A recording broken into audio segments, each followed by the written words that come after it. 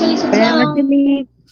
Noche, Buenas Lick. noches, Buenas noches, bueno, Liz. buenas noches a todos. Así que hoy iniciamos una nueva jornada, ¿verdad? Las clases programadas, estaba viendo, prácticamente es la última clase previo al descanso, ¿verdad? En ese sentido. Así que vamos a trabajar un poco y avanzar con respecto al tema, ¿verdad? Que nos amerita. Vimos la última vez varios temas en especiales y dentro de los temas que vimos, ¿verdad? En su momento estábamos viendo varias partes del proceso. Hoy regresamos, como había dicho en su inicio, que vamos a ver el proceso desde varios puntos de vista, ¿verdad? Y especialmente desde las etapas que corresponde a cada uno. En ese sentido, entonces, vamos a darle seguimiento al curso programado para esta oportunidad. Estoy recibiendo algunos compañeros que todavía están ingresando, ¿verdad? En ese sentido, hoy venimos y regresamos a la otra etapa que nos corresponde del proceso, ¿verdad? Fases del proceso civil y mercantil, ¿verdad? Sabemos que el proceso, para entrar de lleno, sabemos que el proceso, una serie de etapas o una serie de pasos concatenados entre sí que tienen por objeto, ¿verdad? Resolver una controversia, un conflicto, ¿verdad? En ese sentido, una serie de etapas concatenadas entre sí, ¿verdad? En ese orden de ideas, esa serie de etapas concatenadas entre sí tienen una clasificación, ¿verdad? Esa clasificación se refiere, o una división, se refiere a esto, ¿verdad? A las fases del proceso civil y mercantil, las fases del proceso, ¿verdad? Este conjunto de etapas concatenadas entre sí, o conjunto de actos concatenados entre sí, ¿verdad? Se clasifican en tres: iniciación, desarrollo y conclusión, ¿verdad? Debemos tener en cuenta esa parte. ¿Qué etapas, qué fases, qué etapas abarca la fase de iniciación del proceso, ¿verdad? Inicia con la demanda, la demanda y la contestación de la demanda. Ahora sí, entramos propiamente al proceso, ¿verdad? La doctrina lo vamos dejando, ¿verdad? Ahora vamos conforme a la ley y la clasificación. Sin embargo, regresamos a la doctrina para algunas clasificaciones. De lo contrario, o para mejor entender o interpretar, ¿verdad? Alguna parte de la ley. En ese sentido, seguimos. Fases del proceso civil son tres: iniciación, desarrollo y conclusión. Iniciación, desarrollo y conclusión. En la fase de iniciación se encuentra la demanda, ¿verdad?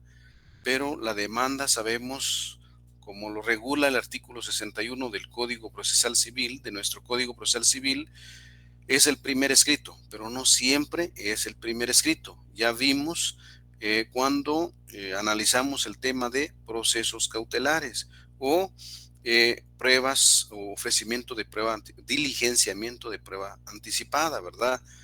También que ambas se siguen por la vía de los incidentes y es antes de presentarse la demanda. Puede al momento de presentar la demanda solicitar proceso cautelar, sí, pero se llama entonces medida cautelar, ¿verdad? Eso creo que ha quedado muy claro, ¿verdad? En ese tema. Y las pruebas se diligencian mediante los incidentes regulados en la ley del organismo judicial.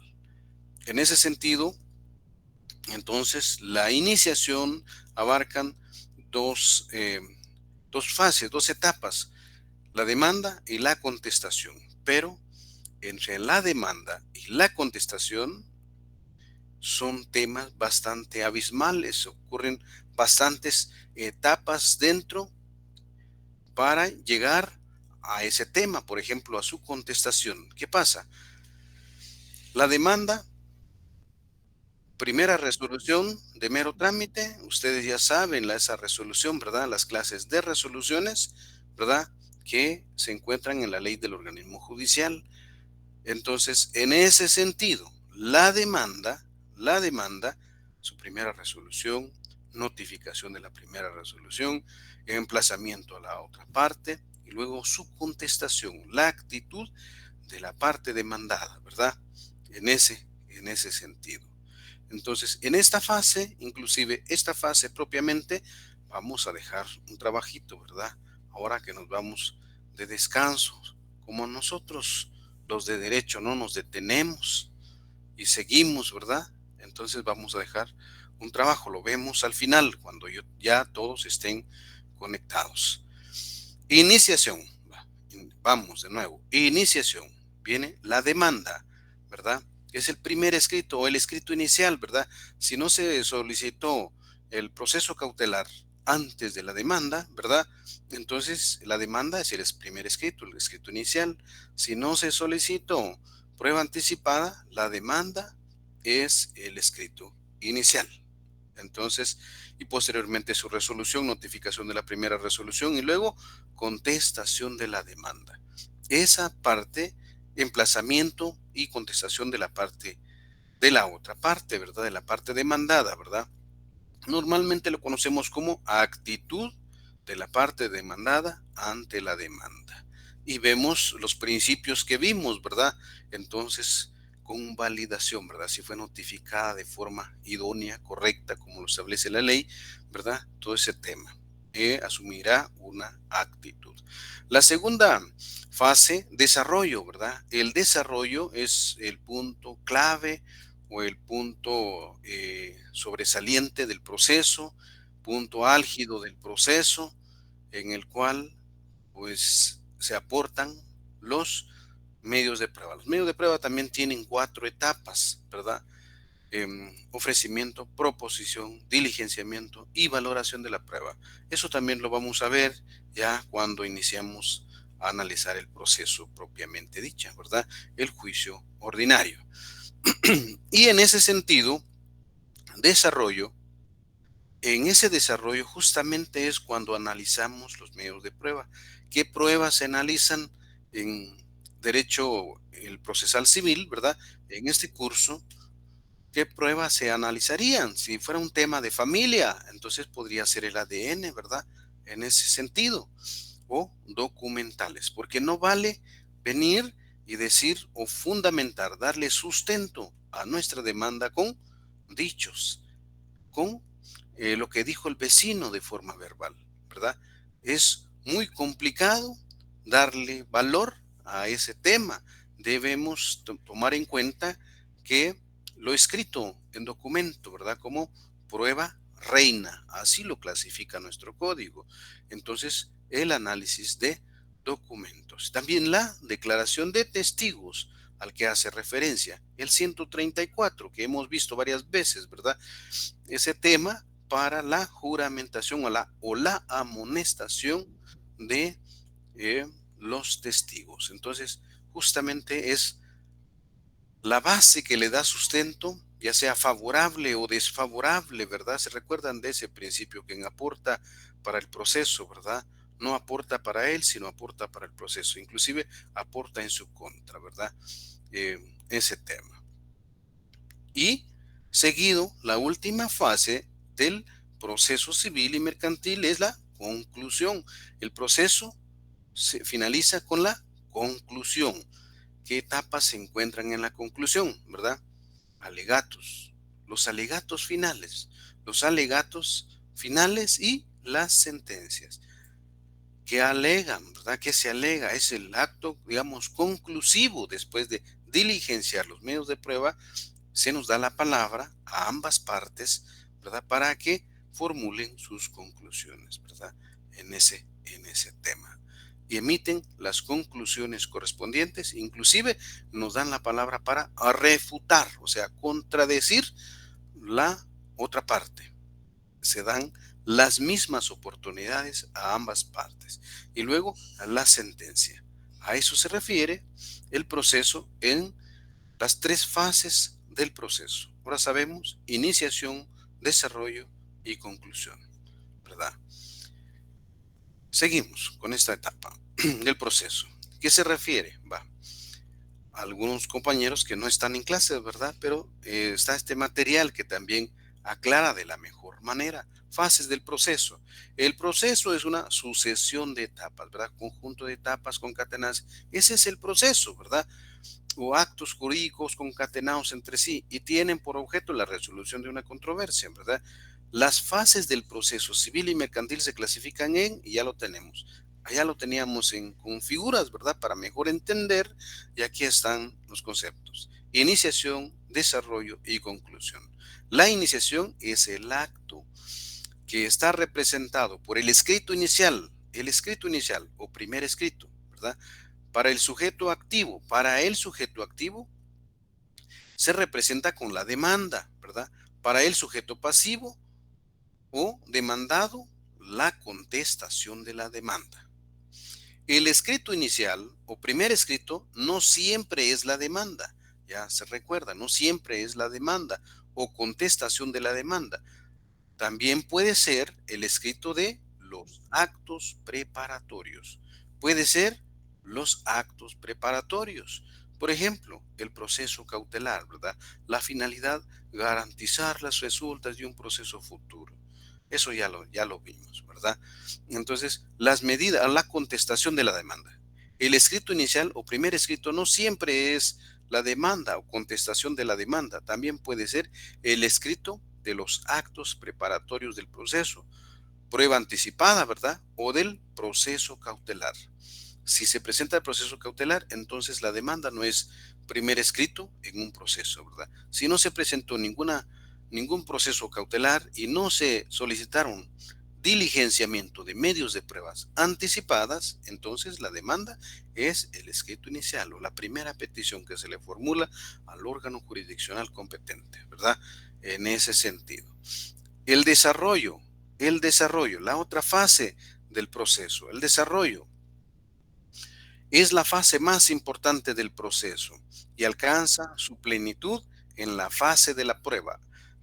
Lo regula el artículo 126. Preparen su artículo 26 y cuando ya estén listos para darle lectura, vamos a leer ese artículo, ¿verdad? Entonces,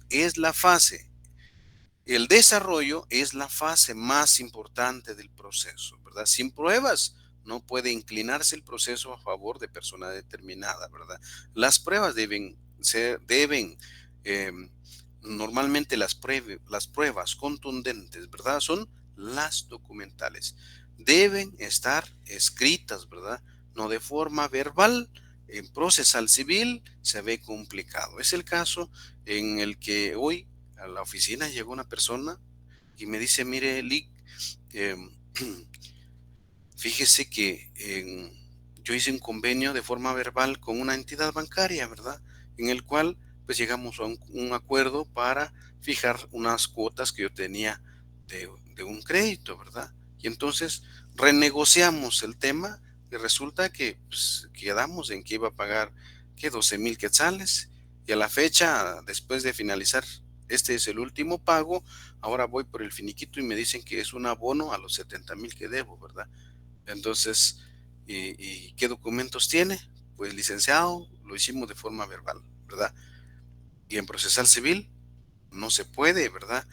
¿Qué procedimiento hacer? ¿Cómo actuar ante un tema de esos, ¿verdad? Se ve complicado.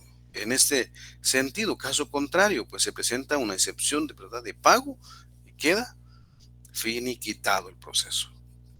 Aún en contra de la voluntad de la parte actora, que es el banco, ¿verdad? Que sin embargo no tiene sustento legal toda vez que el banco presenta o puede presentar documentos en el cual se dio inicio al hecho causal, digámoslo sin mercantil, ¿verdad? Dio inicio a la relación contractual, ¿verdad? en ese tema, sería un mutuo, y que sin embargo, pues hubo una renegociación, tuvo que haberse quedado por escrito, sin documento alguno, no tiene sustento legal, no podemos confiar en, como dicen, dimas y diretes, ¿verdad? Alguien dijo algo y que sea prueba suficiente, ¿verdad? Hasta inclusive no es prueba suficiente los mensajes vía teléfono, vía WhatsApp, ¿verdad? Que muchos hacen o tratan de hacer valer esos mensajes y funcionan para algún tema de medidas de seguridad, pero sin embargo para probar o el pago, el cumplimiento de una obligación es bastante complicado. Entonces nuestra demanda debe tener sustento, ¿verdad? Documental. Y seguimos. ¿Ya alguien tiene el artículo 126 del Código Procesal Civil? Eh, Sandra, vamos. Sí, licenciado. Sí, dígame. Veamos. Vamos. ¿Ya lo tienen? ¿No? Bueno, voy a ver si lo tengo. Lo puedo leer. Licenciado, yo lo tengo, si gusta el celular. Vamos, por favor, sí.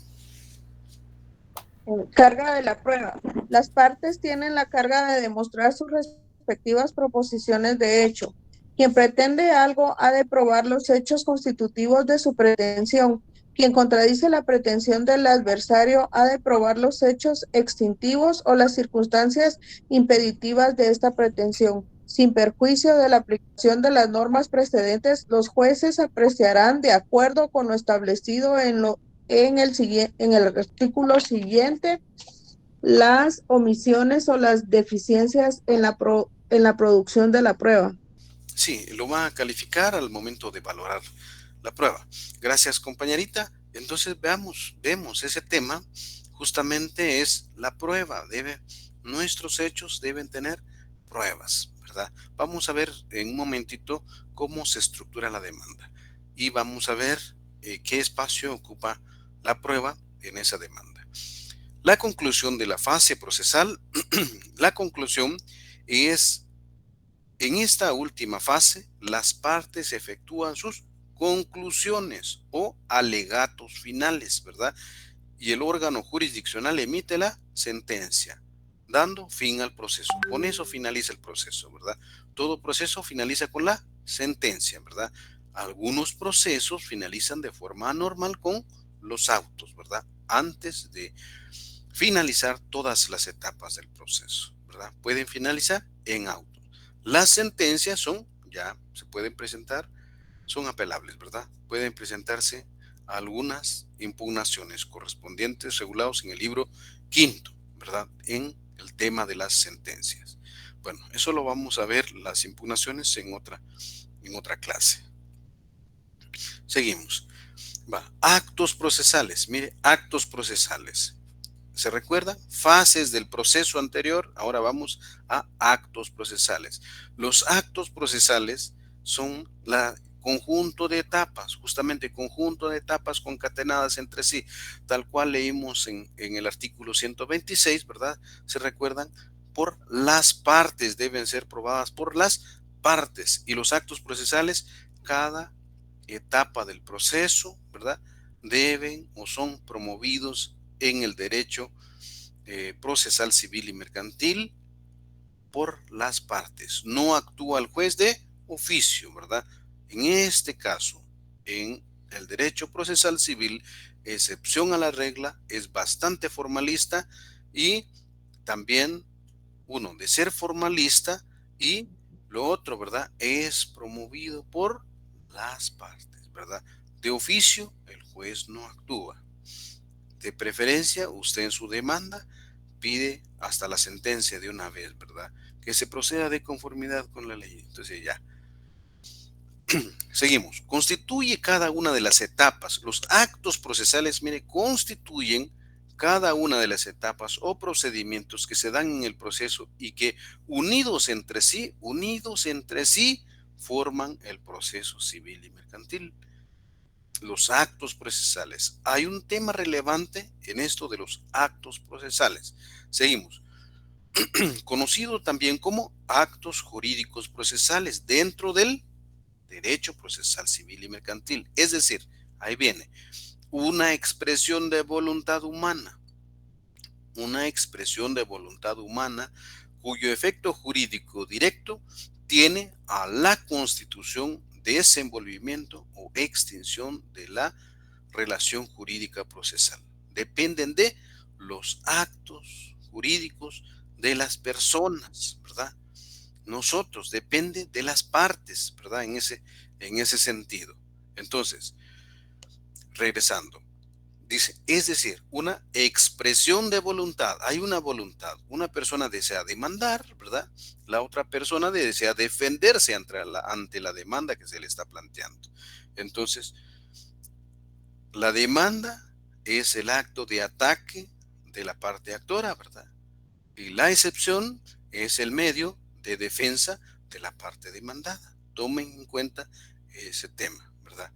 Entonces, es decir, una expresión de voluntad humana cuyo efecto jurídico directo tiene a la constitución, desenvolvimiento o extinción jurídica procesal. Depende de las partes, ¿verdad? Porque inclusive podrían conciliar en cualquier etapa del proceso. En cualquier etapa del proceso. ¿Pueden conciliar fuera del proceso? Sí pueden conciliar, ¿verdad? Entonces, en cualquier es una acción de voluntad. Pero si no concilian, tienen también una expresión de voluntad en el proceso. Desean continuar, no desean conciliar. Hay una expresión, ¿verdad?, de voluntad.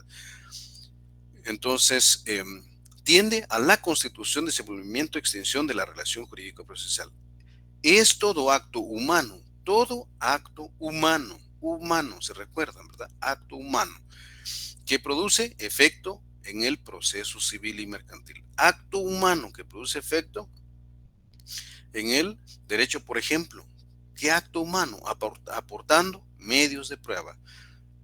Acto humano, presentando la demanda, ¿verdad? Es un acto humano el que desea hacerlo, ¿verdad? En derecho civil, ustedes vieron su acto y hecho, ¿verdad? Que es un acto y que es un hecho, ¿verdad? También aquí lo vamos a ver en procesal civil. Acto y hecho, ¿verdad? Ejemplo, los actos procesales, la demanda es un acto procesal, la primera resolución es otro acto procesal, la notificación, otro acto procesal, así sucesivamente va hasta llegar a la sentencia. Entonces vengo y pongo estas flechas, ¿verdad? La demanda, ¿verdad?, es un acto procesal. Solo la demanda, cada etapa del proceso es un acto procesal, ¿verdad? Es un acto procesal promovido por las personas. ¿Hay hechos procesales? Claro que sí hay hechos procesales y lo vamos a ver más adelante. Entonces, cada una de estas etapas son actos procesales de las personas, ¿verdad? De las personas, hasta llegar a la sentencia. Aquí me hizo falta para llegar a la sentencia. Pero mire, demanda, primera resolución. La demanda es un acto. La primera resolución es un acto, pero del juez, ¿verdad? La tercera, la notificación, también es un acto del órgano jurisdiccional, ¿verdad? El emplazamiento, entonces también hay un acto, ¿verdad?, que se le advierte a la otra parte. Y luego para que ésta a su vez asume una actitud, ¿verdad? El demandado. También es otro acto. Y así sucesivamente, ¿verdad? Dependiendo qué va a contestar la parte demandada, constituye otro acto, otra fase dentro del proceso. Seguimos. Actos procesales, para mejor entender, ¿verdad? Constituye cada una de las etapas, procedimientos que unidos entre sí forman el proceso civil, ¿verdad?, y mercantil, conocidos como actos jurídicos dentro del derecho procesal civil y mercantil. Es decir, una expresión de voluntad humana cuyo efecto jurídico directo tiende a la constitución, desenvolvimiento o extinción de una relación jurídica procesal. Desenvolvimiento, ¿no? Sigamos, que se presenten los medios de prueba, que el juez vea o le dé valor a los medios de prueba, que el juez emite sentencia. Es un acto de una persona humana, ¿verdad?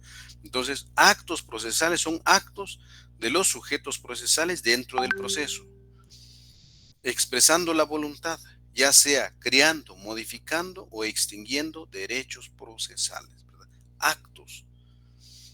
actividad procesal que se desarrolla por voluntad de los sujetos procesales. Vale. Sujetos procesales. Entonces, en sujetos procesales, ya no es solamente del juez. El acto procesal no es solamente de las partes, ¿verdad? Abarca también los del órgano jurisdiccional, como les decía yo. Mire, la primera resolución es la del órgano jurisdiccional, pero es un acto procesal. Los actos procesales se dividen en tres. Los actos procesales se dividen en tres: actos procesales de las partes, actos procesales del juez, actos procesales de terceros. Y entonces, ¿quiénes son los terceros? ¿Verdad? Vamos con la número 1, actos procesales de las partes. Los actos procesales propios del demandante y del demandado. Actos procesales. Ejemplo, la demanda. Ejemplo, la contestación de la demanda. La reconvención. La pretensión o recursos, ¿verdad? Y los alegatos. Cada uno son actos de las partes, ¿verdad? Actos procesales del juez, actos procesales de los órganos jurisdiccionales. Ejemplo, la primera resolución, las notificaciones, el reconocimiento, las notificaciones. No es el juez, pero el notificador actúa en nombre del órgano jurisdiccional, ¿verdad? Cuando vimos la competencia, la facultad, cuando vimos la jurisdicción y la competencia, hablamos de jurisdicción, que es la facultad que otorga las normas jurídicas al organismo judicial para juzgar y promover la ejecución del juzgado, ¿verdad? Y entonces dentro de todo ese tema, ¿verdad?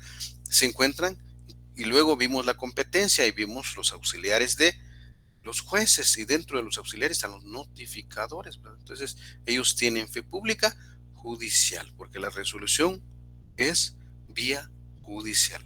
Por eso aparece inclusive los notificadores como actos procesales del juez, ¿verdad? El juez firma los documentos correspondientes, las resoluciones, que si bien es cierto, el oficial facciona la resolución correspondiente, ¿verdad? Pero el juez signa eso con la fe pública que se le ha encomendado, ¿verdad? Regulado en el artículo 141. El 141 ya sabemos a qué se refiere, ¿verdad? El 141 a las resoluciones que puede emitir los órganos jurisdiccionales, decretos, autos y sentencias, ¿verdad? Y el 142 establece los plazos, y dentro de esos aparece una nueva resolución que se quedaron asombrados porque no leyeron su 142, ¿verdad? Las providencias. Y las providencias, licenciado, pero son únicamente tres resoluciones que emite el juez, ¿verdad? Y las providencias, ¿dónde quedan, verdad? Son las de mero trámite también, ¿verdad? Son las mismas, así se les denomina. Los actos procesales de terceros. ¿Quiénes son ellos, verdad? Los actos procesales de terceras personas. Declaración de testigo. No, ellos no son parte, ¿verdad? No tienen injerencia alguna. Simple y sencillamente, por alguna razón, aparecen y están ahí. Por ejemplo, en un tema de medición de un bien inmueble, ¿verdad? Deben aparecer los colindantes de las personas en controversia, ¿verdad? Para poder establecer, por ejemplo, si ha habido una alteración de los linderos de un bien inmueble. En ese sentido, entonces hay terceros, o de declaración, inclusive de testigos. Por ejemplo, hablemos de un tema de pensión alimenticia, ¿verdad? En ese sentido, resulta que el padre o la madre o la persona obligada, porque la obligación es mutua, que comparecen ante el órgano jurisdiccional, inclusive haciendo mención que no aparecen, no están trabajando, ¿verdad? Y aparecen los testigos y manifestando que sí tiene trabajo y todo ese tema, ¿verdad? O inclusive aparecen otros con hijos inexistentes, y así sucesivamente, ¿verdad? Hay testigos que pueden declarar ese extremo, ¿verdad? En ese sentido, actos procesales de terceros. ¿Estamos bien hasta ahí? ¿Alguna duda?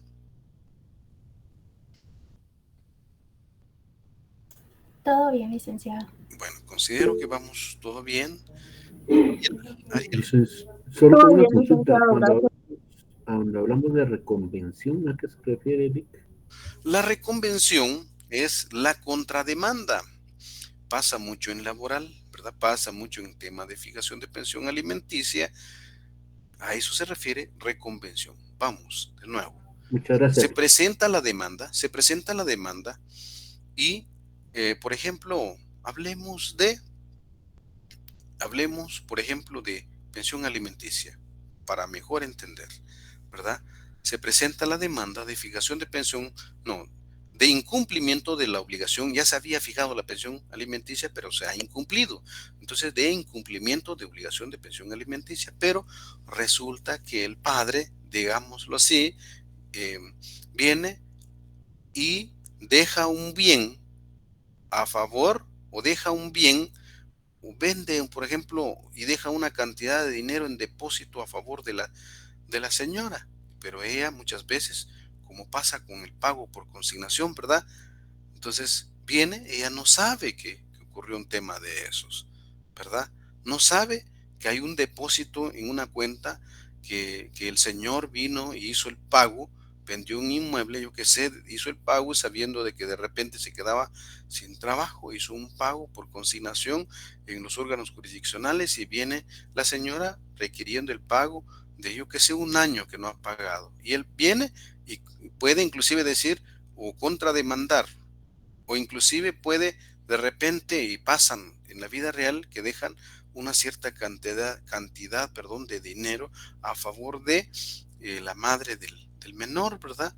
Y entonces ella toma eso como un préstamo independiente, pero resulta que él lo dejó, inclusive hay letritas pequeñas, como dicen por ahí, ¿verdad? Que dice que lo dejó en calidad, yo qué sé, ¿verdad? En caso de incumplimiento, para subsanar temas de pensión alimenticia. Y viene él, reclama los intereses de ese dinero, ¿verdad? Si la señora me está reclamando pensión alimenticia, teniendo a que dejé una cantidad en depósito a favor de la señora, entonces vengo yo y reclamo los intereses de ese dinero, ¿verdad? En ese sentido, es una reconvención, una contrademanda. Por ejemplo, pasa también en tema laboral, que a veces son temas mixtos con civil, ¿verdad? Despiden al trabajador, el trabajador viene y demanda a la parte patronal viene y reclama un tema que de repente el trabajador había, yo qué sé, por ejemplo, en la venta de línea blanca, ¿verdad? En ese tema, y descompuso, botó un televisor o algo por el estilo, y entonces viene la empresa y le reclama el pago por la vía civil de esa cantidad de dinero por ejemplo, del televisor, ¿verdad? Que entonces es una contrademanda. Eso se llama reconvención, es contrademandar cuando se cambian los papeles. El demandado resulta siendo demandante, ¿verdad? Y así sucesivamente. Muchas gracias, licenciado. Bueno, vamos entonces, cambiemos de tema, ¿verdad? Hechos procesales. Seguimos, porque actos procesales por voluntad humana. Actos procesales por voluntad humana y hechos procesales sin la voluntad humana, que sin embargo produce efecto en el proceso. Ejemplo, ¿verdad? Vamos, hechos procesales son acontecimientos o eventos no dominados por la voluntad humana. No dominados por la voluntad humana, que sin embargo proyectan influencia en el proceso civil y mercantil. Bueno, entonces, por ejemplo, los hechos procesales, también denominados hechos jurídicos, son acontecimientos fuera de la voluntad humana que produce efecto dentro del proceso civil y mercantil. Ejemplo, la muerte de las partes o de una de las partes, ¿verdad? La pérdida de capacidad de una de las partes. Por ejemplo, estamos demandando o se nos está demandando, ¿verdad? A una persona, y eso pasa con los bancos, es frecuente en civil, demandan a una persona que debe, tiene un crédito y está pagando por cuotas, ¿verdad? Y resulta que el deudor ya se había presentado la demanda y todo lo demás, ¿verdad? Y ya iban, por ejemplo, yo qué sé, diligenciamiento de medios de prueba, cuando de repente fallece el demandado, ¿verdad? ¿Y qué hacer en ese caso? ¿Verdad? Entonces, produce efecto en el proceso. Ya no es procedente, se recuerdan ese tema, que no es procedente venir y reclamarle, por ejemplo, a los herederos, ¿verdad? Que sin embargo, a la inversa sí es procedente, ¿verdad? Por ejemplo, la parte actora está demandando y fallece la parte actora, sus herederos, ¿verdad? Previo inicio del proceso sucesorio intestado, ¿verdad?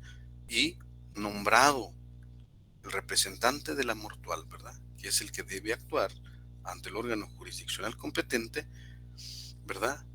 Puede seguir o continuar, darle seguimiento al proceso iniciado por yo que sé, ¿verdad? Por su padre, digámoslo así, como ejemplo.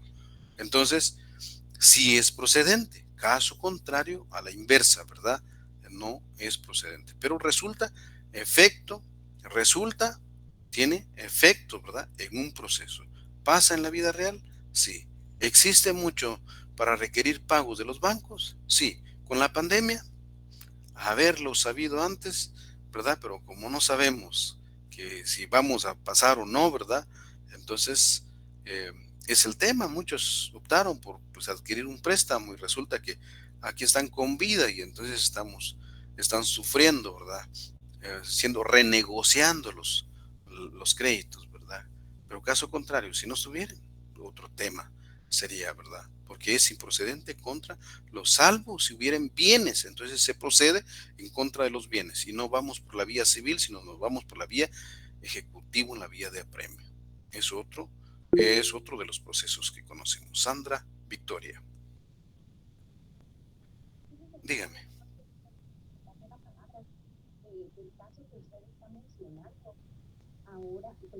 No es fuerte, está muy débil, no la oímos. ¿Ahí sí me escucha? Sí, ahí está. ¿Ahí sí me escucha? Sí. Gracias. Precisamente después de la pandemia, los bancos empezaron a colocar un seguro sobre saldos insolutos en los créditos, pero este seguro va incluido dentro de la cuota mensual. Entonces, si el cliente fallece, pues el banco absorbe la deuda y se paga solito. No hay que estar buscando a los familiares para que paguen. Otra cosa, en el caso de tarjetas de crédito, pues fallece el titular de la tarjeta y se llama después de 2 meses que el cliente, pues obvio, no va a pagar porque pues se murió, se llama al fallecido y pues contesta a un familiar y se le hace notificación de que se debe, ¿verdad? Entonces en ese momento el banco se entera de que el cliente falleció y como la persona está con su luto y todo, pues muchas personas no saben qué hacer y lo recomendable es pues que se aboquen a un abogado para que les orienten en el caso y pues ellos sepan de que tampoco están obligados a pagar la deuda. Como bien me dicen, yo trabajo en esa área, entonces me dicen, mire señorita, por limpiar el nombre de mi papá o de mi mamá o de mi tío o de mi primo, voy a pagar, pero tampoco están obligados. Eso es cierto, licenciado, ¿verdad? Sí, cierto, se da mucho en la vida real. Gracias, compañerita. Gracias por ese aporte. Seguimos, José Rodrigo. En esta línea de la deuda del banco, yo tenía entendido que este seguro, que cuando una persona fallece, ahí se termina la deuda. Tenía entendido de que a los familiares, o sea, póngase que sea mi mamá la que esté haciendo este pago, al momento de que ella fallece, el dinero que ella pagó se le da a los hijos, pero no estoy muy seguro si es así o no. O sea, es como parte de un seguro. Que ella se da al seguro. Está la compañerita, ¿verdad? Sandra Victoria. Ella trabaja en el tema. Sí, contestando su pregunta, compañero, fíjese de que en ese caso no aplica la devolución, aplica en el caso de que su mamá tenga una deuda y la pague completamente, o sea, en vida. Entonces a ella se le va a devolver un proporcional se le va a devolver el seguro que ella pagó.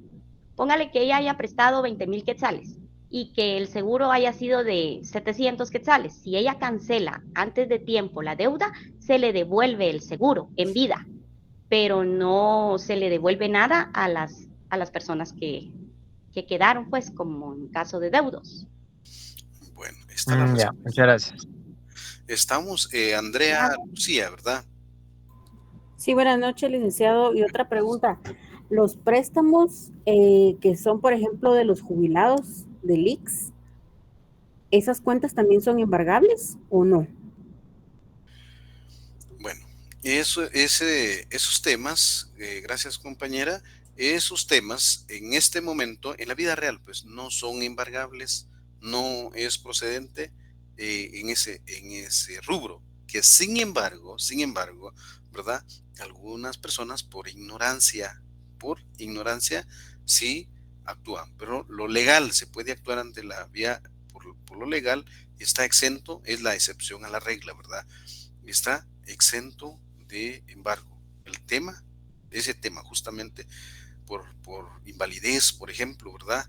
Está exento a embargo, ese tema. Otro de los temas, a manera de ejemplo, también que suena y es muy interesante, ¿verdad? Hablar de casos y cosas, como dijo por ahí, que sin embargo, en la vida real, ahora, después del 2012, tengo entendido, ¿verdad? Que lo del seguro fue obligatorio, ¿verdad? Antes de esa fecha, algunas personas cuando adquirían un bien inmueble, ¿verdad? No era obligatorio el hecho del seguro. Después del 2012, 2016, ya ese tema es prácticamente parte del crédito y funciona también cuando adquieren bienes muebles, ¿verdad? Están pagando. Yo pues tuve el gusto de llevar casos de eso, ¿verdad? Están pagando la deuda, fallece el deudor, ¿verdad? Que sin embargo existe una hipoteca, pero el hecho del seguro que lo absorbe, entonces deja libre el inmueble. Pero depende los hijos, porque si los hijos vienen y van a reconocer la deuda, renegocian como habíamos hablado, ¿verdad?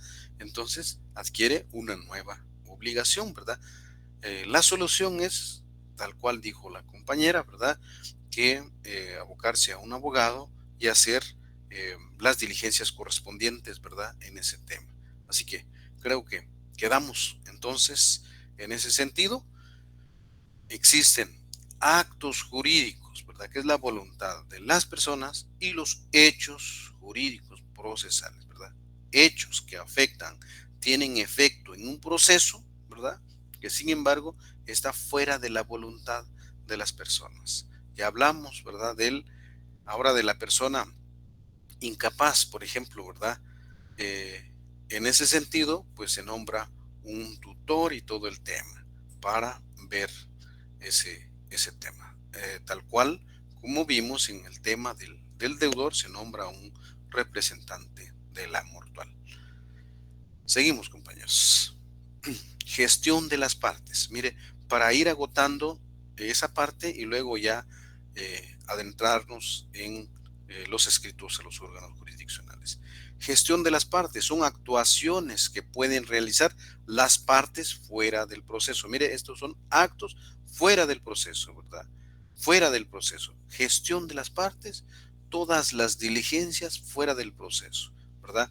Diligenciamiento, procuración de las partes fuera del proceso que contribuyen con la información facilitando el desarrollo del proceso, no tiene injerencia directa en el proceso, ¿verdad? Ejemplo, dar seguimiento a un proceso, comparecer ante los órganos jurisdiccionales con el objeto de facilitar la información si fuere el caso, ¿verdad? En el tema de, por ejemplo, de las mediciones de alteración de linderos, los diligenciamientos que se hacen, por ejemplo, con los peritos, los expertos científicos, ¿verdad? Medidores. Entonces, inclusive con los ingenieros, ¿verdad? Porque nosotros los abogados nos auxiliamos de ingenieros civiles y los arquitectos. En ese tema son gestión de las partes, ¿verdad? Fuera del proceso. El ingeniero dijo que sí aceptaba para medir un bien inmueble ordenado por el órgano jurisdiccional competente, ¿verdad? Y entonces esas gestiones se llaman gestión de las partes, fuera del proceso. Eso a manera de ejemplo, ¿verdad? En caso de una alteración de linderos, ¿qué pasa? ¿Cómo saber quién tiene la razón, verdad? Eso ya creo que ustedes leyeron en su derecho civil, ¿verdad? se propone un perito experto, un ingeniero o un arquitecto de parte de la parte actora y uno de la otra parte, ¿verdad? Y entonces, en presencia del órgano jurídico o uno del juez, en presencia correspondiente, pues se delibera y se toman las decisiones, ¿verdad? En ese sentido. Es el procedimiento. Ambas partes, y así lo regula la ley, ambas partes tienen el derecho de presentar. Bueno, una de las partes no presentó medidor, pues bueno, será cuenta y riesgo y confiará en la medición que hará el experto medidor de la otra parte. Es el procedimiento. Son gestiones de las partes que se hacen fuera del proceso, ¿verdad? Bueno, seguimos con el tema. Estructura. Ahora vamos, cambiamos de tema. Espero que haya quedado bien hasta aquí, ¿verdad? Con gestión de las partes. Ahora vamos con la demanda. Venimos, ahora sí nos vamos en el artículo 61 del Código Procesal Civil, ¿verdad? Atención a este tema, ¿verdad? Le ponen importancia, deben leer esto constantemente, ¿verdad? Es el pan de todos los días, ¿verdad? Depende de nuestros escritos, ¿verdad? Para defender, ¿verdad? Los derechos de nuestros patrocinados. Entonces, la demanda es el escrito inicial, tal cual lo regula el 61. Es el escrito inicial, primer escrito o acto introductorio de la acción procesal, que mediante relato de hechos e invocación de derecho, el actor formula sus peticiones procesales. El actor formula sus peticiones procesales. ¿Se recuerdan entonces, verdad? De la acción y de la pretensión van unidos en la demanda. La acción es para poner en movimiento el órgano jurisdiccional y la pretensión es lo que el derecho que consideramos que ha sido violado y que ese derecho está protegido por la ley, ¿verdad? Entonces, la demanda, seguimos. La primera solicitud que se presenta a los tribunales de justicia no siempre es la primera solicitud, ¿verdad? Si hay proceso cautelar, entonces si la demanda no es la primera, ¿verdad? Solicitud, ¿verdad? Si hay, por ejemplo, solicitud de medios de prueba anticipada, ¿verdad? Entonces no, la demanda no es la primera solicitud, ¿verdad? Caso contrario, no hay nada de eso, la demanda es la primera solicitud. La primera solicitud que se presenta a los tribunales de justicia por el sujeto llamado actor para que resuelva un litigio y hace valer un derecho que le asiste. Hay un derecho que le asiste que está regulado por la ley. Algunos tratadistas establecen que no es la primera solicitud. Si se solicita prueba anticipada, esta sería la primera solicitud. Si existiere proceso cautelar, esta sería la primera solicitud. Caso contrario, no habiendo solicitud de prueba anticipada y no hay proceso cautelar, la primera solicitud es la demanda, ¿verdad? Que se presenta a los tribunales de justicia. Este tema, algunos tratadistas se pasan como un capítulo del libro correspondiente, ¿verdad? Y que establece nuestro artículo 61 del Código Procesal Civil, ¿verdad? Aparece inclusive en el epígrafe correspondiente del Procesal Civil. Dice, escrito inicial, la primera solicitud, de las dos formas, ¿verdad? Escrito inicial, la primera solicitud que se presenta a los tribunales de justicia por el sujeto llamado actor, ¿verdad? Se presenta a los tribunales de justicia contendrán lo siguiente y aparece, ¿verdad? Ustedes para definir demanda inician con esto que está en el código y la definición, ¿verdad? De demanda debe quedar de la siguiente manera, ¿verdad? La primera solicitud o el primer escrito que se presenta ante los tribunales de justicia por el sujeto llamado actor para que resuelva un litigio, una litis, y hacer valer un derecho que le asiste. Esa es la definición de la demanda. El artículo 61. Vaya y lo marcan, ¿verdad? La primera solicitud que se presenta a los tribunales de justicia, ¿verdad? Y entonces le agregan lo demás, ¿verdad? Por el sujeto llamado actor para que resuelva un litigio y hace valer un derecho que le asiste, ¿verdad? En ese tema. Está entonces, esa es la demanda. Con eso, Con este memorial, con este escrito, iniciamos el proceso. Con esto iniciamos el proceso, ya el proceso real, ¿verdad? Que debe contener nuestra demanda, nuestro primer escrito, nuestro escrito inicial, si no hubieren prueba anticipada, si no proceso cautelar, ¿qué debe contener?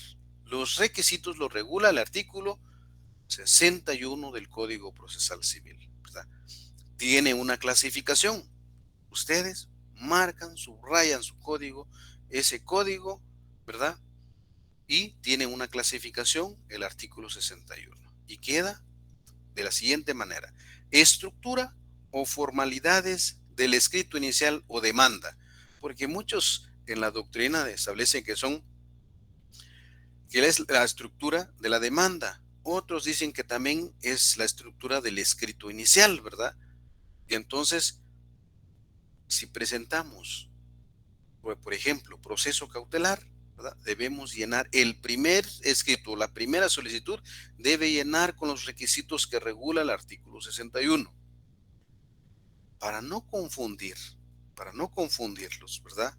De aquí en adelante ustedes van a hacer sus solicitudes inclusive de trabajo en base a este artículo 61. Y entonces ya se mira todo bonito, ¿verdad? Entonces, ¿cómo hacer una solicitud? Pues en base al artículo 61, ¿verdad? Una solicitud de trabajo en base al 61, ¿verdad?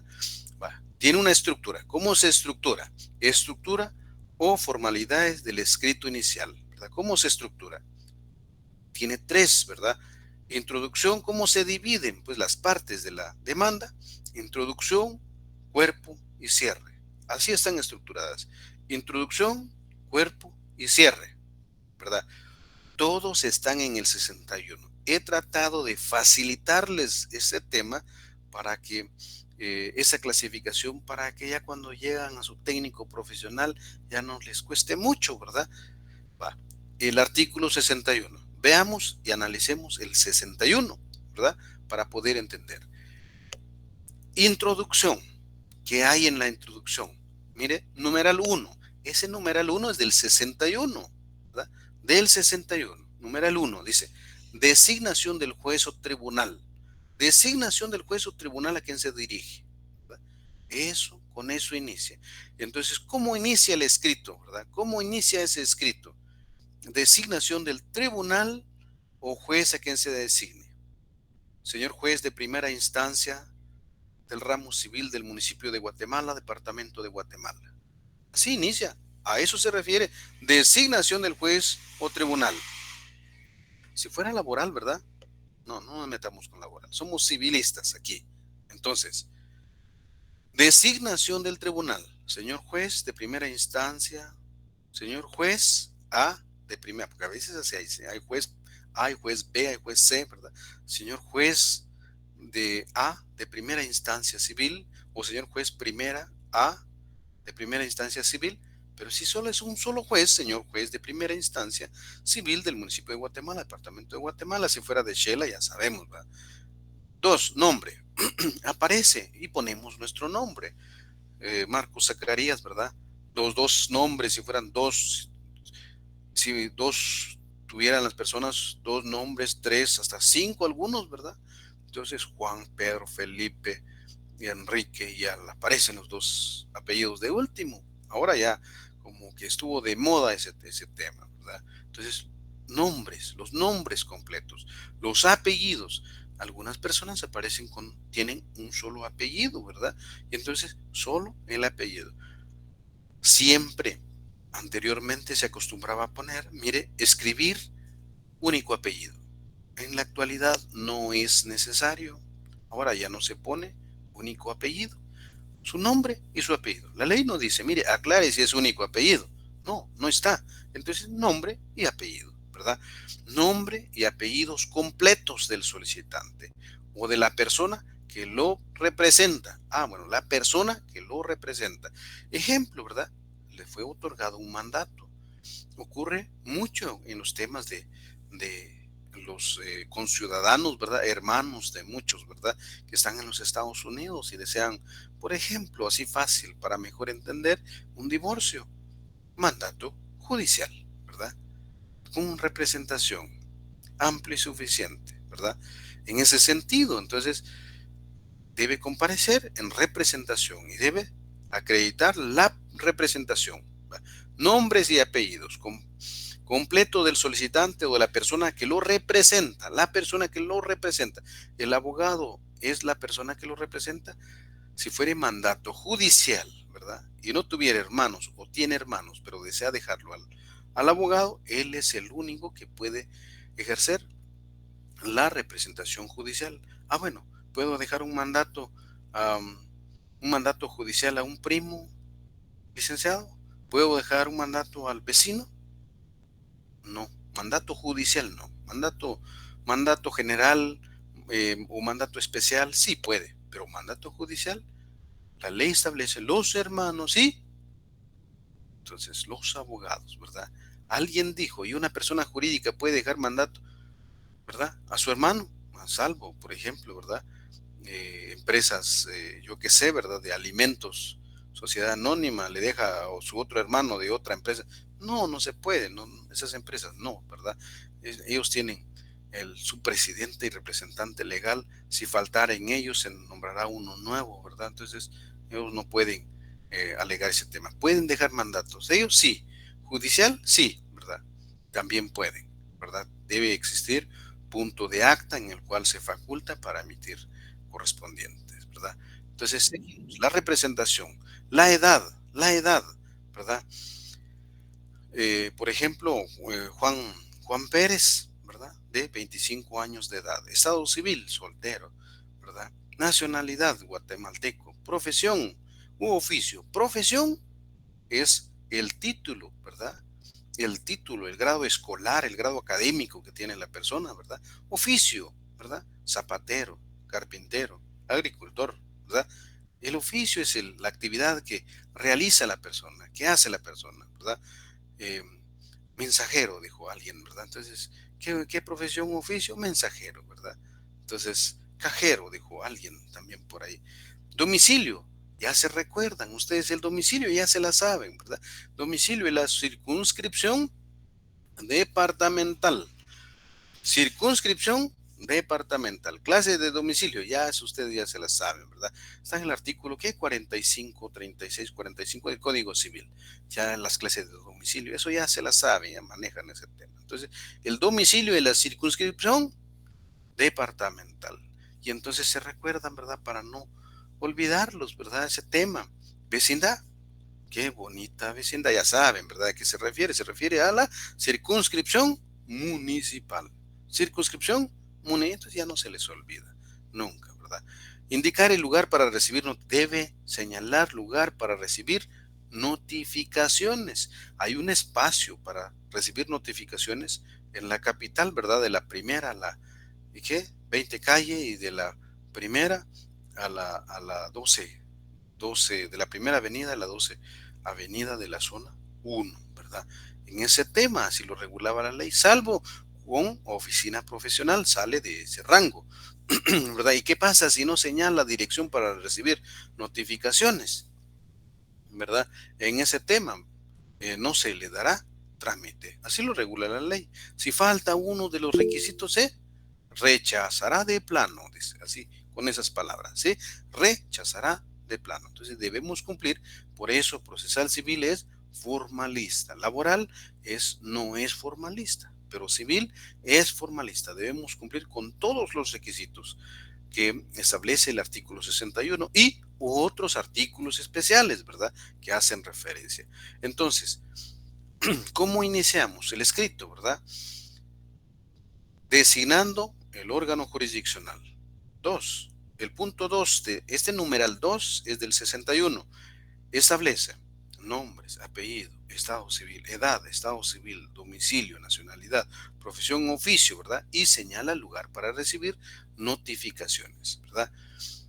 Y nos saltamos al punto, en este apartado, nos saltamos al punto 5 del mismo artículo 61, ¿verdad? El numeral 5. Y establece nombre, no otra vez nombre, pero nombre de la persona que vamos a demandar, nombre del demandado, vaya pues, nombre y apellidos, nombres apellidos y residencia de la persona demandada, de las personas demandadas. Si se ignora la residencia, lo hará constar, lo debe hacer constar, ¿verdad? En la demanda, ¿verdad? Entonces, nombre, para la otra parte debemos hacer constar el nombre, debemos saber el nombre completo de la persona, porque si no va el nombre completo es otra persona. Si nos falta, salvo con excepción del acento, el acento no afecta, ¿verdad? Porque existe una resolución, ¿verdad?, de la Corte de Constitucional que establece ese tema, que sin embargo, una letra diferente es una persona completamente diferente. Entonces debemos tener ese cuidado, ¿verdad?, de hacer constar el nombre de la otra parte, ¿verdad?, en ese sentido. Entonces debemos tener prácticamente la información de la otra persona para notificar, porque luego de eso vamos a ver las clases de notificaciones. Y entonces en la clase de notificación ya vamos a ver la clase cómo notificar, ¿verdad? Existen notificaciones. La primera siempre es personal, ¿verdad? Debe entregarse a la persona demandada. Las subsiguientes ya inclusive puede en el lugar que él señaló para el efecto. Nosotros en nuestra demanda, nuestro lugar de notificación lo señalamos físico, pero actualmente existe la notificación electrónica, ¿verdad? Mediante el buzón correspondiente. Va. Eso es el encabezado de la demanda. Entonces, señor juez de primera instancia del municipio de Guatemala, el señor juez de primera instancia del ramo civil del municipio de Guatemala, departamento de Guatemala, Juan Pérez, de 22 años de edad, soltero guatemalteco, de ese domicilio, se identifica con documento personal. Bueno, no es necesario identificarlo con documento personal de identificación. Mire, error. ¿Se puede identificar? Sí, porque la ley no es prohibitiva, ¿verdad? En la ley no aparece, identifique a la parte actora con su DPI, pero sí lo puede identificar, ¿verdad? Caso contrario, pues deja sin consignar su documento, el número de documento personal de identificación, ¿verdad? Señalo lugar para recibir notificaciones, tal y tal lugar, ¿verdad? 15 calle 20 de la zona 9, zona 10, zona 15, zona 8, ¿verdad? De esta ciudad capital. También señalo como para recibir notificaciones en cumplimiento con el decreto número tal, ¿verdad? El buzón electrónico tal, ¿va? En ese sentido, ¿va? Y entonces, luego, comparezco a presentar demanda en contra de, ¿verdad? Y entonces el nombre de la otra persona, ¿verdad?, el lugar donde puede ser notificado. Y luego nos saltamos con el cuerpo.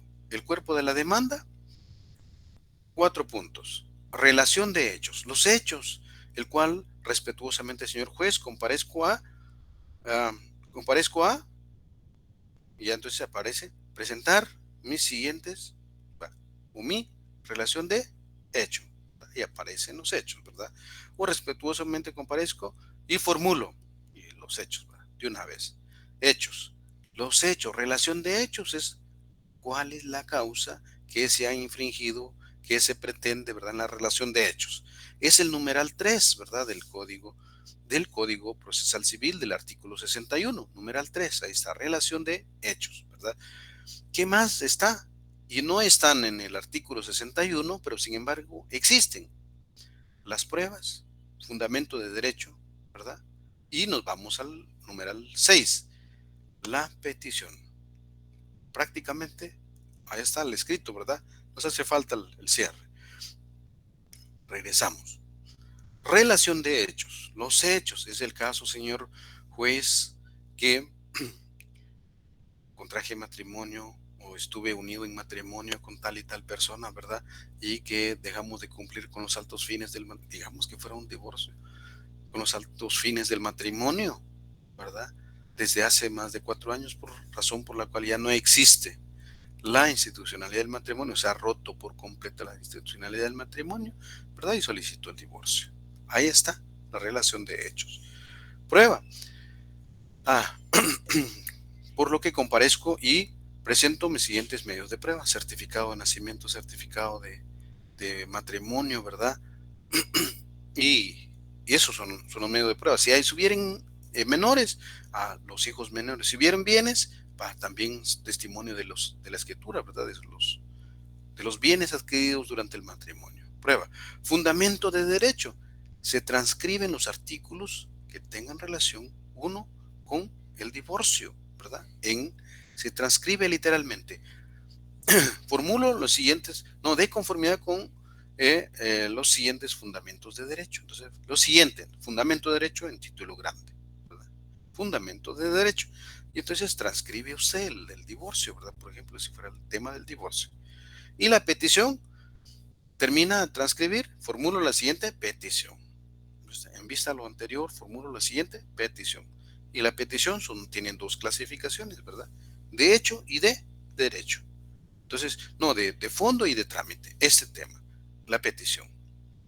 Eso lo vamos a ver igual, ¿verdad? Licenciado, y entonces, ¿cómo está el cuerpo de la demanda? Fácil, el 106, ahí les dejé también, mire, 106. El artículo 106 hace la clasificación completa del cuerpo de la demanda. El 106 regula taxativamente esta clasificación. Y entonces, uno está en el 61 y nos vamos a la especial, ¿verdad? El artículo especial, prácticamente la del juicio ordinario, ¿verdad? Y regula al respecto y establece, en la demanda se fijará con claridad,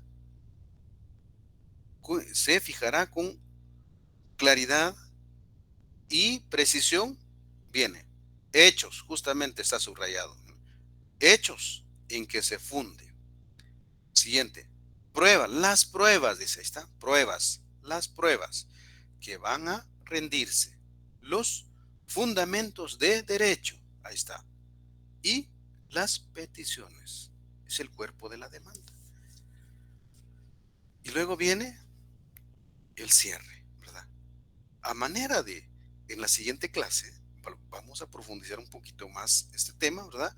Sin embargo, hoy debemos concluir. Ustedes se van a quedar analizando este tema, ¿verdad? Y vamos a hablar de otro tema en 5 minutos, ¿verdad? Entonces, cierre. El cierre. ¿Y el cierre qué lleva?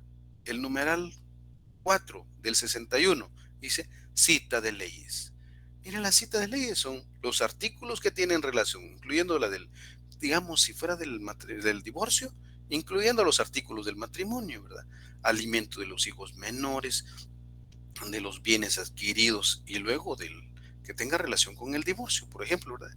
Solo se hacen las citas, no se transcriben, ¿verdad? No se transcribe el artículo, solo citamos el artículo, o sea, solo ponemos el número del artículo correspondiente, ¿verdad? Artículo de, yo qué sé, por ejemplo, artículo 78, 79, 106, 107, 112, 100 con respecto a la... Y todo ese tema, así solo numerando los artículos, ¿verdad? Cita de leyes, y luego le ponemos copias, acompaño la presente, 5 copias. ¿Y cómo saber cuántas copias? En el 63, el artículo 63 regula cuántas copias, cuántas partes hay y debe dejar el duplicado, original y duplicado para el juzgado, cuántas partes hay, ¿verdad? Y uno más que debe sellar de haberlo presentado, ¿verdad? Entonces, eso, número de copias, ¿verdad? Y el numeral 7 del artículo 61 que regula lugar y fecha, Guatemala y la fecha, ¿verdad? Y entonces, y el numeral 8, firma del solicitante y del abogado, así lo regula, ¿verdad? Aquí hay un tema interesante y ese tema lo van a ustedes investigar, ¿verdad? Está entre paréntesis, si el sujeto activo no puede firmar, si nuestro cliente no puede firmar, pondrá la impresión dactilar. ¿Qué establece la ley al respecto, verdad? Con respecto a este tema, y conste que de repente es pregunta, ¿verdad? Así que, en ese tema. Ahora, faltan 10 minutos. ¿Vamos bien hasta aquí? ¿Alguna duda? ¿Compañeros? Todo bien, licenciado. Gracias. Bueno, damos por hecho que está todo bien. Ustedes van a profundizar este tema y yo quisiera dejarles un trabajo para el segundo parcial. Este trabajo consistirá en una investigación, ¿verdad? De un caso, en especial de un caso, ¿verdad? Y lo van a presentar. Entonces voy a tratar de dejar de presentar las diapositivas y presentar una diapositiva que corresponde a un trabajo. Esto con la finalidad de hacer zona, ¿verdad? Y ya de ir adentrándonos con ese tema. En las clases siguientes vamos a avanzar con esto, porque aquí ya está la demanda, ¿verdad? Y vamos a avanzar un poco más. Vamos a justamente pasar el tema que corresponde al trabajo. Entonces, un momentito, no se vayan. Voy a tratar de dejar de compartir la pantalla y luego compartir.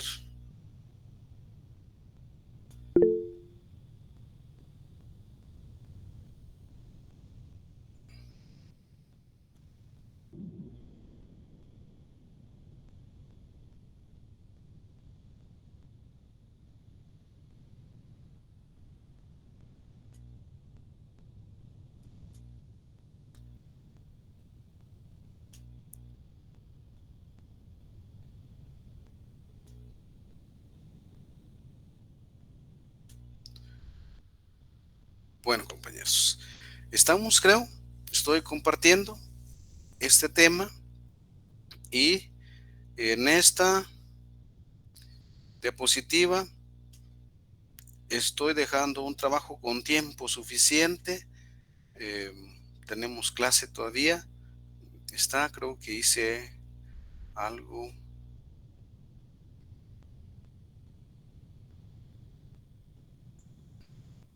Ahí estamos. Entonces, compañeros, hay un trabajo, esto lo voy a dejar en Classroom, ¿verdad? Ese trabajo es un trabajo de grupo, si ustedes pues pudieran organizarse en grupo.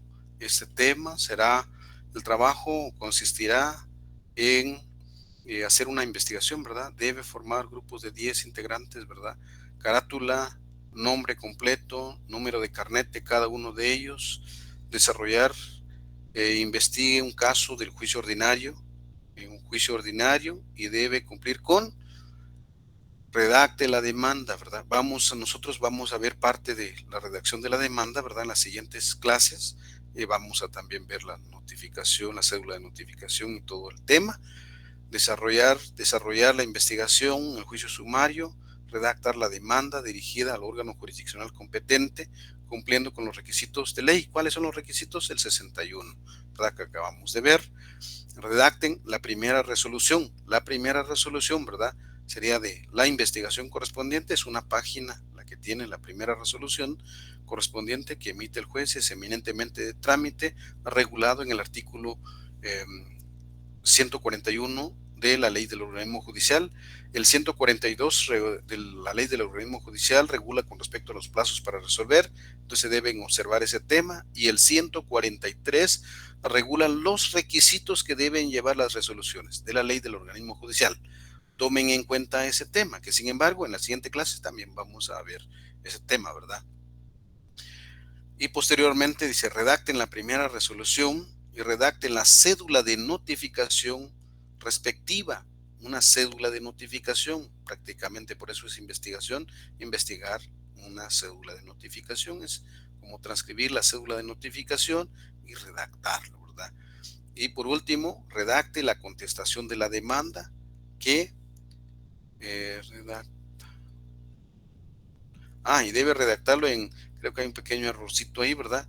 De la demanda que redacta en el numeral 1. Que está en el numeral 1. Redactar la contestación de la demanda que se encuentra en el numeral 1, ¿verdad? Es contestación de la demanda en sentido negativo. Normalmente van en sentido negativo, ¿verdad? Y el 5, presente en la misma contestación de la demanda una excepción. Las excepciones también las vamos a ver en la siguiente clase porque ya vamos para allá, ¿verdad? Las excepciones del artículo 116, vayan apuntando, ¿verdad? 116 de la ley del Código Procesal Civil y Mercantil. ¿Qué artículos amparan todos estos documentos? El 61, ¿verdad? Que establece los requisitos de la demanda. También está el 106, que completa el artículo 61 en la demanda. La primera resolución de trámite lo regula el 141, ya vimos, las clases de resolución, decretos, autos y sentencias, ya lo saben, ¿verdad? Entonces los decretos son, ¿verdad? Los decretos deben redactarse a más tardar del día siguiente, dice el artículo 142 de la ley del organismo judicial. Y el 143, apunten, el 143 establece los requisitos de las resoluciones que deben, identifican al órgano jurisdiccional competente, ¿verdad? Lugar y fecha, y luego los puntos numeral romano en el cual se admite para su trámite, y luego resuelven, ¿verdad? Ordena notificar a las partes, ¿verdad? En ese tema. Lo regula el 143, ¿verdad? Y ¿qué más? Y contestación en sentido negativo y presentación, ahí es lo que dijo el compañero, como una reconvención, ¿verdad? Y presentación de una excepción. La excepción está regulada en el artículo 116 del Código Procesal Civil. En la siguiente clase vamos a llegar y ver hasta el 16. Ahora viene el plazo. Redacten recomendación, conclusión al trabajo de investigación. Solo se calificará trabajo completo, ¿verdad? Completamente terminado con los puntos antes indicados. Todo el trabajo, tipo de letra, 12, así que esto viene a computadora, ¿verdad? 12. Fecha de entrega, 8 de abril. Nosotros regresamos a clases el 2, ¿verdad? De abril. Y entonces, fecha de entrega, 8 de abril del 2024.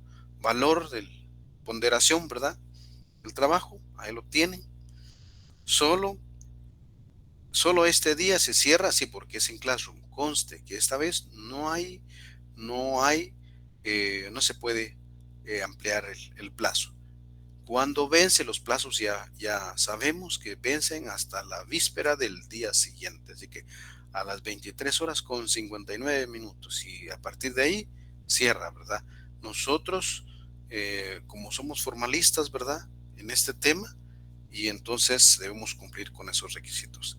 Se entregará en Classroom en PDF, lo suben a PDF, después de convertirlo en PDF vuelven a revisar, por favor, porque algunas personas pues no lo revisan y se corren, ¿verdad? O en algunas otras oportunidades no aparece la carátula. Yo les hago énfasis de ese tema, vuelven a revisar después de ese tema, ¿verdad? Entonces, para efecto de trabajo, para este tema hay tiempo suficiente, ¿verdad? La semana que viene y la siguiente semana, ¿verdad? Dentro de 15 días más o menos está el trabajo. En la siguiente clase terminamos propiamente la demanda y seguimos con las resoluciones, ya las tenemos, y posteriormente las excepciones, y ya con eso ya vemos lo demás, ¿verdad? Lisbeth, dígame. Buenas noches, licenciado. Disculpe con una pregunta. La primera tarea que usted nos dejó, ¿esa ya ingresó el punteo en el primer parcial o es acumulación ahorita de zona para el segundo? No, las tareas anteriores están en el primer parcial. Ahí hay un tema, debo hacerles énfasis, toda vez que algunas personas no tienen carnet, no sé qué pasó, ¿verdad? Algunas personas no, y otros pues no tienen o tienen otro número de carnet, pero otra persona aparece con su carnet, ¿verdad? Y entonces deben observar ese tema. Por eso estoy haciendo este recordatorio. No, lo del primer parcial ya quedó en el primer parcial. Esta zona es para el segundo parcial. Ahorita vamos ya sobre el segundo parcial en ese tema. Gracias, Lic. María Luz. Lic, solo una consulta. ¿Este trabajo se va a redactar a mano o si se puede redactar en compu? No, este va en compu porque dice Arial 12, ¿verdad? Va a computadora. Gracias, Lic. Y otra consulta. Entonces, de los 10 tenemos que subir a Classroom el mismo trabajo o solo uno de los grupos? Uno de grupo. Así que uno investiga, uno va al juzgado, otro pues redacta, ¿verdad? Otro y todos después, una vez quedado, una vez redactado, ¿verdad? Firme, lo leen, ¿verdad? Todos debemos saber este tema. Lo leen, porque de repente se me ocurre preguntarles, hacerles alguna pregunta de su caso en la universidad. Tamaño de hojas, licenciado. Perdón, número de hojas. No dejé número de hojas en este caso, toda vez que algunos son bastante extensos, pero traten de que sean cortos, ¿verdad? Que sean cortos las demandas correspondientes. Por eso no tiene número de hojas. Sin embargo, sí voy a leer las demandas, ¿verdad? Voy a ver ¿En oficio, perdone? En oficio, compañeros, por favor, en oficio, para nosotros, los en civil y los penalistas y todo ese tema, ¿verdad? Para esta carrera no existen hojas tamaño carta. Quedaron en el pasado y a partir de aquí todo va en hojas tamaño oficio, incluyendo notariado, su hoja es tamaño oficio, ¿verdad? La hoja de protocolo es tamaño oficio. Entonces, nuestros escritos también son tamaño oficio. Entonces, todo en tamaño oficio, por favor, compañeros. Una consulta, licenciado. ¿Es posible realizar este trabajo de manera individual? ¿Es posible realizar esto? Bueno, lo vamos a considerar ese tema en la clase siguiente, ¿verdad? Ustedes ya preparen su material correspondiente, ¿verdad?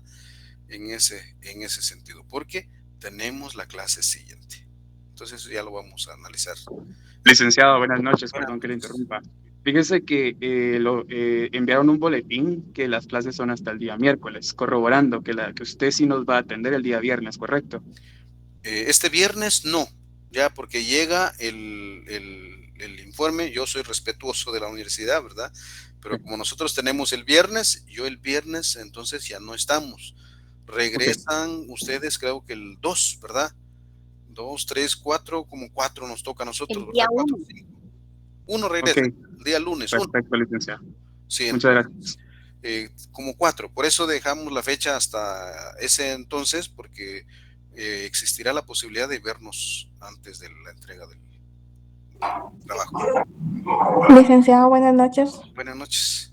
Perdone la pregunta, ¿podría ser los integrantes menos de 10? Es que le comento, no conocemos a muchos y pues a mi forma yo preferiría o en pareja o individual porque a veces no todos trabajan, ¿verdad? Bueno, el tema, ya les decía yo, lo vamos a reconsiderar el tema, que sin embargo, ustedes en este momento, yo los iba a dejar así todo de palabra, ¿verdad? Y diciéndoles, mire, investiguen y luego redacten el trabajo, ¿verdad? Pero para no dejar a destiempo, vayan avanzando, ¿verdad? Con este tema. Bueno, ¿qué más? ¿Alguien más? Buenas noches, Lic. Buenas noches. Sí, con una consulta, fíjese que yo no tengo grupo y no sé cómo ponernos de acuerdo porque no sé si existe grupo de WhatsApp en la clase. Y otra, yo tengo un trabajo pendiente con usted, no sé si hasta que lo mire físicamente. Para el tema, el trabajo sería de, bueno, ese trabajo que usted tiene pertenece al trabajo anterior, ¿verdad? Ah, no, el trabajo, este último trabajo que tuvimos, ¿verdad? Ya recordé, ese último trabajo que el auxiliar estuvo la clase anterior, justamente anterior, ese trabajo va para la ponderación para este segundo parcial, ya recordé, eso va para la ponderación para este segundo parcial. Entonces, usted dijo que tenía pendiente, sí recuerdo que me habló, ¿verdad? Del tema, sería en la clase presencial, esa era presencial y la vamos a tener para la clase presencial. Ok, y no sé si cuando regresamos presencial o virtual. Creo que enviaron una información de parte de la universidad, pero creo que nosotros somos número 2, ¿verdad? Presencial, sí, licenciado, será presencial. Sí, toca presencial, licenciado. Entonces sí, nosotros vamos con el grupo. Si regresamos el lunes, tenemos ya, si regresamos el 1, creo que es lunes, ¿verdad? Si regresamos 1, entonces tenemos clase el lunes, ¿verdad? Presencial. Y si no regresa 1, será hasta el 2, entonces tendremos el viernes. Roberto. Ok, gracias. Lick, solo una consulta, no entendí muy bien. O sea, tenemos que ir a un juzgado a verlo de un caso de civil, digamos. Un juicio ordinario. Ustedes lo investigan, por eso es trabajo de investigación, ¿verdad? Es trabajo de investigación. ok. Algunos libros lo tienen, ¿verdad?